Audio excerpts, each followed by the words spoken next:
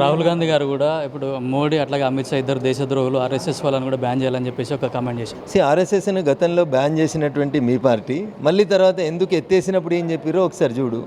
మీ తాత ఏం చెప్పిండు, మీ నాయనమ్మ ఏం చెప్పింది అనేది ఒకసారి చరిత్ర చదువుకొని రండి. యుద్ధాలు వచ్చినప్పుడు లేదా ఆపత్కాల పరిస్థితులు వచ్చినప్పుడు ఈ దేశంలో నిలబడ్డది ఎవరంటే ఆర్ఎస్ఎస్కి సంబంధించినటువంటి వాళ్ళే నిలబడ్డారని గుర్తించి గౌరవించి ఈ దేశ తొలి ప్రధాని ఆఖరికి రిపబ్లిక్ డే సందర్భంగా పరేడ్లో పాల్గొమ్మని ఆర్ఎస్ఎస్ని ఆహ్వానించింది మీ తాతలు ముత్తాతలు నాయన రాహుల్ గాంధీ గారు. కొంచెం చదువుకొని వచ్చి మాట్లాడితే గౌరవంగా ఉంటుంది. పక్కనున్నోడు రాసి ఇచ్చితే అది బాగుండదు. ఆ గూగుల్ పరిజ్ఞానం బంద్ చేసి పుస్తకాల పరిజ్ఞానం వైపు పోవాలనేది నేను రాహుల్ గాంధీ గారికి ఇచ్చే సూచన. అంటే మీరు పొదుపు మంత్రం పాటించాలని చెప్తున్నారు, కానీ ప్రధానమంత్రి అయితే విదేశాల పర్యటనకు వెళ్తున్నారని కూడా కామెంట్ చేస్తున్నారు. మోకాలకి బోడిగుండుకి లింక్ పెట్టి మాట్లాడే రాహుల్ గాంధీ గారి మేధస్సుకి మేము కృతజ్ఞతలు అభినందనలు తెలియజేస్తూ ఉన్నాం. చాలా సందర్భాల లోపల రాహుల్ గాంధీ గారి విదేశీ పర్యటనలు ఎందుకు సీక్రెట్గా ఉంటున్నాయి, ఎందుకు వాటిని కాన్ఫిడెన్షియల్గా పెడుతున్నారు, భారత ప్రభుత్వానికి వాటి లెక్కలు ఎందుకు వస్తలేవు, అసలు నీ ఆదాయం 11 కోట్లు అయితే సంవత్సరానికి నువ్వు విదేశీ పర్యటనల మీద పెట్టినటువంటి ఖర్చే 60 కోట్లు దాటింది అనేది ఇప్పటికి ఉన్నటువంటి అధికారిక లెక్కలు.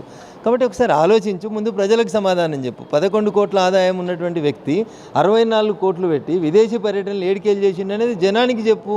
Being a leader of opposition పారదర్శకంగా ఉండు, ప్రజలకి వాస్తవాన్ని చెప్పమని మేము రాహుల్ గాంధీ గారిని డిమాండ్ చేస్తాం. జూన్లో ఎస్ఐఆర్ ప్రక్రియ కూడా తెలంగాణలో ప్రారంభమవుతుంది. దీనిపైన అటు కాంగ్రెస్ కానీ అటు బీఆర్ఎస్ కానీ ఇక్కడ ఓట్లు తొలగించి బీజేపీ అధికారంలోకి రావడానికి ఇక్కడ ప్రక్రియ చేస్తున్నారని చెప్తున్నారు.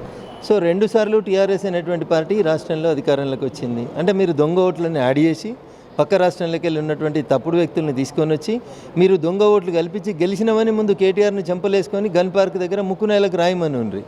బుర్ర ఉండి మాట్లాడుతున్నారా లేకపోతే చదివేస్తే ఉన్నవతి పోయి మాట్లాడుతున్నారా ఒకసారి ఆలోచించుకోవాలి. ఓటర్లని తీసేసేది కలిపేది మేం కాదు, కేటీఆర్ కాదు. ఎన్నికల సంఘం అనేటువంటి ఒక స్వతంత్ర సంస్థ చేయాల్సినటువంటి ఒక పని. ఇదేదో బీజేపీ మొదటిసారి సరి చేస్తుందన్నట్టు ఏడుస్తూ ఉన్నారు. 2002లో లాస్ట్ టైం ఎన్నికలకు సంబంధించినటువంటి ఎస్ఐఆర్ జరిగింది. ఈ దేశానికి స్వతంత్రం వచ్చి ఈ దేశంలో డాక్టర్ బాబాసాహెబ్ అంబేద్కర్ గారు రాసిన రాజ్యాంగం అమల్లోకి వచ్చిన తర్వాత భారతదేశంలో అయ్యా కేటీఆర్ గారు ఇప్పటికీ 11 సార్లు ఎస్ఐఆర్ అయింది. గత చరిత్రను చదివి ఇప్పుడు మాట్లాడు. ఎస్ఐఆర్ పేరు మీద మేము తప్పుడు వ్యక్తుల ఓట్లను తొలగించాలనుకుంటున్నాం, ఈ దేశ పౌరులుగా అన్నటువంటి వ్యక్తుల ఓట్లను తొలగించాలనుకుంటున్నాం, ఇల్లీగల్గా 2-3 చోట్లలో ఓట్లు కలిగినటువంటి వాళ్ళ ఓట్లు తొలగించాలనేటువంటి ప్రయత్నం చేస్తూ ఉన్నాం. ఒక వ్యక్తికి ఒకటే ఓటు అనేది అంబేద్కర్ గారి కళ, ఆ కళను నెరవేర్చాలని మేము కోరుకుంటున్నాం. మీకు నా స్పృహ లేదు, నా సోయి లేదు, ఏం మాట్లాడాలో తెలియదు. నేను ఇందాక చెప్పిన ఈ దేశంలో ప్రతిపక్షాల దరిద్రం ఏంటంటే మోడీ గారు వేస్తుంటే మేము నో అనాలి అని తప్ప దాంట్లో ఏముంది ఏం లేదని ఆలోచన విచక్షణ 2 లేకపోతే అయ్యా కేటీఆర్ గారు మీలాంటి చదువుకున్నాడు కూడా ఇట్లా సంస్కారం లేకుండా మాట్లాడితే ఇది బాధాకరం అనిపిస్తుంది. ఒకసారి ఆలోచించమని మేము డిమాండ్ చేస్తాం. కేంద్ర కేబినెట్ కూడా విస్తరణ జరగబోతుంది. దాంట్లో 2 కేంద్ర మంత్రి పదవులు కూడా మన రాష్ట్రానికి రాబోతున్నాయని చెప్తాను. దాంట్లో మీ పేరు కూడా ఉన్నట్టుగా తెలుసు. సో ఇట్లాంటి తప్పుడు వ్యాఖ్యానాలు చేయొద్దని తెలుగు మీడియాకి నేను సవినయంగా అప్పీల్ చేస్తా ఉన్నా. నరేంద్ర మోడీ గారి సుదీర్ఘమైనటువంటి ప్రధానమంత్రి టెన్యూరు ఎలక్టెడ్ ప్రధానమంత్రిగా 12 సంవత్సరాలు పూర్తి చేసుకుంటా ఉన్నారు. జూన్ 10, 2026 తారీఖుకి 3వ టెన్యూర్గా ప్రధానమంత్రిగా 2 సంవత్సరాలు కంప్లీట్ అవుతూ ఉన్నాయి. ఈ దేశంలో ఎలక్ట్ అయినటువంటి ఒక ప్రధానమంత్రి 12 సంవత్సరాలు లాంగెస్ట్ పీరియడ్ ఆ ప్రధానమంత్రి కుర్చీ నిర్వహించిన ప్రధానమంత్రి ఎవరంటే అది కేవలం నరేంద్ర మోడీ గారు మాత్రమే. గతంలో జవహర్లాల్ నెహ్రూ గారు ఆ పదవి నిర్వహించారు, కానీ ఒక 5 సంవత్సరాలు ఆయన నామినేటెడ్ ప్రధానమంత్రిగా ఆ పదవిని నిర్వహించారు.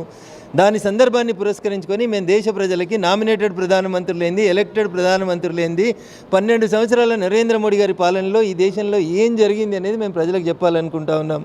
ఇక చివరిగా మీరు అడిగిన ప్రశ్న, క్యాబినెట్ రీషఫిల్ కానీ క్యాబినెట్లో ఎవరిని తీసుకోవాలి ఎవరిని తొలగించాలనేది కానీ పూర్తిగా రాష్ట్రాల్లో అయితే ముఖ్యమంత్రి గారి విచక్షణాధికారం, దేశంలో అయితే ప్రధానమంత్రి గారి విచక్షణాధికారం. ఎవరికి వస్తాయి ఎవరికి పోతాయి అనేది ఆ నిమిషం ప్రమాణ స్వీకారంకి పోయేదాకా ఎవరికి తెలియదు. కాబట్టి దాని మీద తెలుగు మీడియా అత్యుత్సాహం ప్రదర్శించొద్దని, ఈ పేర్లు ఆ పేర్లు రాసి ఎవరి పొట్టగొట్టొద్దని నేను మీకు సవినయంగా విజ్ఞప్తి చేస్తాను. మీరు మన సిద్దిపేటలో మాట్లాడుతూ కూడా ప్రతి హిందువులు ఒక 4 పిల్లలు కనాలని చెప్తున్నారు. ఒకవైపు జనాభా నియంత్రణ పాటించాలని చెప్తున్నప్పుడు మీరు ఎందుకు చెప్తున్నారు? ఎవరు చెప్పారు జనాభా నియంత్రణ పాటించమని? 1991లో ఈ దేశంలో ఒక కుటుంబానికి ఒకరినే కనుమని అప్పుడు ప్రపంచంలో జనాభా ఎక్స్ప్లోజన్ జరుగుతున్నప్పుడు ఇచ్చినటువంటి పిలుపు. దానివల్ల భారతదేశ జనాభాని తలకిందులు చేస్తూ దేశం విడిపోయినప్పుడు 5%, 3% ఉన్నోళ్ళు ఇలా 12%, 20% వచ్చి ఈ దేశ డెమోగ్రఫీని మార్చాలనుకొని ఈ దేశాన్ని ఒక మతపరమైనటువంటి దేశంగా మార్చాలనేటువంటి ఒక దుర్మార్గమైన ఆలోచన చేస్తున్నప్పుడు జాగృత పడాల్సింది హిందూ సమాజం, జాగృతంగా అండి అని చెప్తా ఉన్నాం. నలుగురిని కనండి అని పిలిపించిన మాట వాస్తవం. మీకు పోషించే శక్తి లేకపోతే ఒకరిని సైన్యానికి ఇవ్వండి, ఒకరిని ఆర్ఎస్ఎస్కి ఇవ్వండి అనే పిలుపు కూడా మేము ఇచ్చిన మాట వాస్తవం. దాంట్లో ఏం తప్పు ఉందని నేను అనుకుంటలేను. నేను నా మాట కట్టుబడి ఉన్నా. కాక్రోచ్ జనతా పార్టీ అని చెప్పేసి పెట్టారు, దాంట్లో 12 మిలియన్ వరకు కూడా సబ్స్క్రైబర్ అయ్యారు.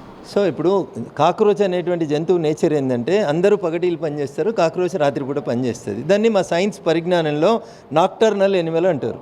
అందరు మెలకతోటి ఉన్నప్పుడు అది నిద్రపోతుంది, అందరు నిద్రపోయినాక అది లేచి తన పని చేస్తూ ఉంటుంది. కాబట్టి వాళ్ళు ఏం చేస్తారు, ఏంది వాళ్ళ కార్యక్రమాలు ఏముంటాయి అనేది ఇంకొంత కాలం పోయిన తర్వాత వారి గురించి మాట్లాడతారు. క్యాబినెట్ విస్తరణ పైన కూడా మాట్లాడుతూ అది ప్రధానమంత్రి తీసుకునే డిసిషన్ కానీ అక్కడ ఎవరికి ఛాన్స్ వస్తుంది అనేది ఎవరికి తెలియదు. అట్లాగే రాహుల్ గాంధీ ప్రధానమంత్రి మోడీ పైన అట్లాగే అమిత్ షా పైన చేసిన వ్యాఖ్యలు కూడా అర్ధరహితమని కనీసం ఒక పరిజ్ఞానంతో కూడా ప్రతిపక్ష పార్టీ నాయకుడైన రాహుల్ గాంధీ మాట్లాడాలని చెప్తున్నారు. అట్లాగే ఎస్ఐఆర్ ప్రక్రియ కూడా దొంగ ఓట్లు తొలగించడానికే తప్పించి ఎట్లాంటి అసలు ఓట్లు కూడా ఎక్కడ తొలగించే ప్రసక్తే లేదని చెప్పేసి కూడా రఘునందరావు గారు చెప్తున్నారు. కెమెరామెన్ మధుతో కిరణ్ కుమార్, పల్లవి టీవీ, బీజేపీ ఆఫీస్, హైదరాబాద్.